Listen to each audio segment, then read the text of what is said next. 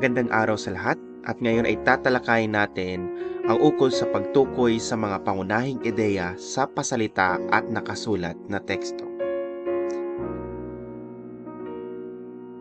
Shout out tayo sa mga masugid nating taga-subaybay.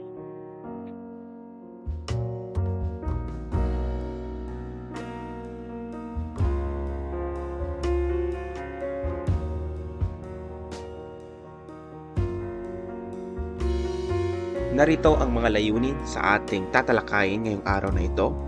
Matukoy ang pangunahing ideya mula sa mga pasalita, pasulat at multimodal na teksto. Pangalawa, makilala ang kaibahan ng pangunahing ideya at mga sumusuportang detalye sa iba't ibang anyo ng komunikasyon. Ano nga ba ang ibig sabihin ng pangunahing ideya? Ito ang pinakamahalagang mensahe o punto ng isang teksto. Puntahan natin ang pasalitang teksto o spoken text. Ito ay may tono ng pakikipag-usap.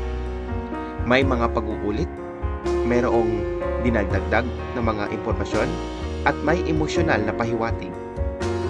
Halimbawa ng spoken text, pag-uusap, talumpati, panayam, at oral na salaysay. Subalit, mayroong mga hamon sa pagtukoy ng pangunahing ideya, lalo pat mayroong kalakip na hindi verbal sa isang komunikasyon sa taong nagsasalita. Ibig sabihin, hindi sa ano ang sinasabi ang pagtuon ng pansin, kundi paano sinasabi ang isang bagay.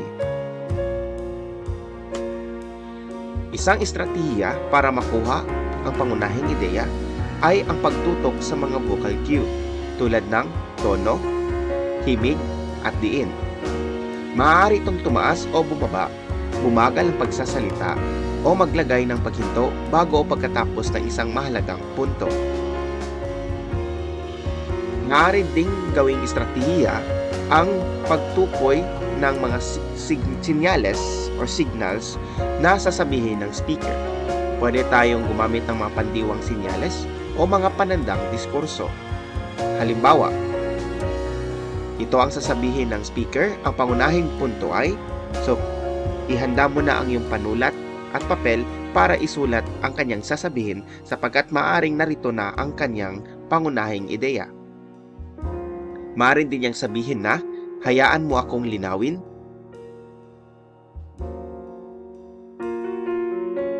Kadalasan, ang mga speaker o nagsasalita ay mayroong paghinto. Ginagamit upang bigyang diin ang isang ideya o bigyang oras ang tagapakinig upang maproseso ang narinig. Minsan din ang speaker ay may ginagawang paglipat. Ito ay nagpapahiwatig ng pagbabago ng direksyon ng kaisipan, maaaring magpakilala ng bagong ideya. Ito ang mga format o anyo o mga halimbawa ng pasalitang teksto. Kaswal na pag-uusap, formal na talumpati, at panayam. Sa talumpati, ang pangunahing ideya ay kadalasang nakikita natin sa simula o sa dulo ng kanyang speech. Ang panayam naman ay dumidepende sa sagot ng isang tao. Kailangan nating hubugin sa ating sarili bilang isang tagapakinig na makuha ang pangunahing ideya ng isang speaker. Una, dapat nating mahubog ang ating active listening o aktibong pakikinig, mapanuring pag-iisip, pagtatala, at pagbubuod o paglalagom. Punta naman tayo sa nakasulat na teksto. Ito ay mas planado at may struktura. Ito ay may paksang pangungusap o thesis statement. Ito ay mas madaling tukuyin ang pangunahing ideya sapagkat mayroon siyang structure. Estratehiya sa pagsusuri ng anyo at lohika ng teksto. Nararapat na alamin natin kung anong anyo yung binabasa natin. Ano yung mga anyo ng written text? Una, maaari itong sanaysay. Maaring yung binabasa natin ay liham. Maaring ang binabasa natin ay artikulo. O maaari naman yung binabasa natin ay mga tekstong pang-akademiko.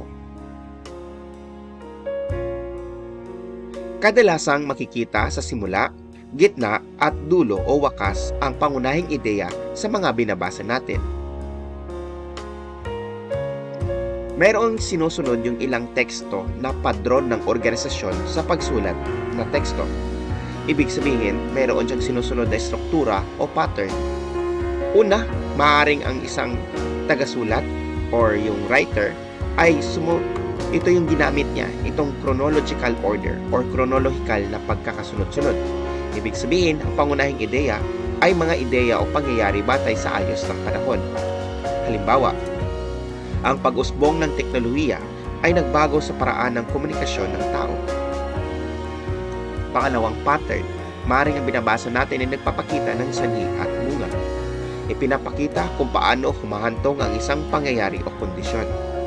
Halimbawa, dahil sa kakulangan ng kaalaman at pagpapabaya ng ilang pet owner, patuloy na tumataas ang kaso ng rabies sa bansa, na nagdudulot ng pagkamatay ng daan-daang Pilipino bawat taon. Pangatlo, problema at solusyon. Inilahad ang isang problema at isinusunod ang isa o higit posibleng solusyon. Halimbawa, marami sa mga kabataan ngayon ang nalulong sa paggamit ng cellphone na nakakaapekto sa kanilang pag-aaral. So dito pa lang nakita na natin kung ano yung main idea. At karugtong nito ay yung solusyon na. Upang mabawasan ito, dapat magtakda ang mga magulang at guro ng tamang oras ng paggamit ng cellphone at hikayatin ang mga kabataan na mas maglaan ng oras sa pag-aaral at pisikal na aktibidad. Mga importanteng salik sa pasulat na teksto na dapat alamin ng isang tao para makuha agad ang pangunahing ideya. Una, ang coherence. Gaano kalinaw na naipapahayag at nasusundan ang pangunahing ideya. Question, paanong lohikal na pinagdurugtong ang mga ideya? Skimming, pinakamadali at pinakamabilis na paraan ng pagbabasa dahil nakatuon sa pangunahing, paksa, lagom, pamagat, una at huling talata. Pag sinabi natin coherence, kaano kalinaw ang isang mensahe, dapat maayos ang paggagamit ng mga bantas. Yung mga salita ay angkop sa salitang or angkop doon sa mga talata. Cohesion, paano pinagdugtong-dugtong ang mga pangungusap at mga talata at yung mga ideya. Skimming naman, ginagamit ito ng isang tao o ng isang mambabasa para makuha lamang ang pangunahing ideya. Kaya ito, kadalasan binabasa lamang niya ang pamagat, headline, binabasa lamang niya ang una talata o ang huling talata para lang makuha ang pangunahing ideya.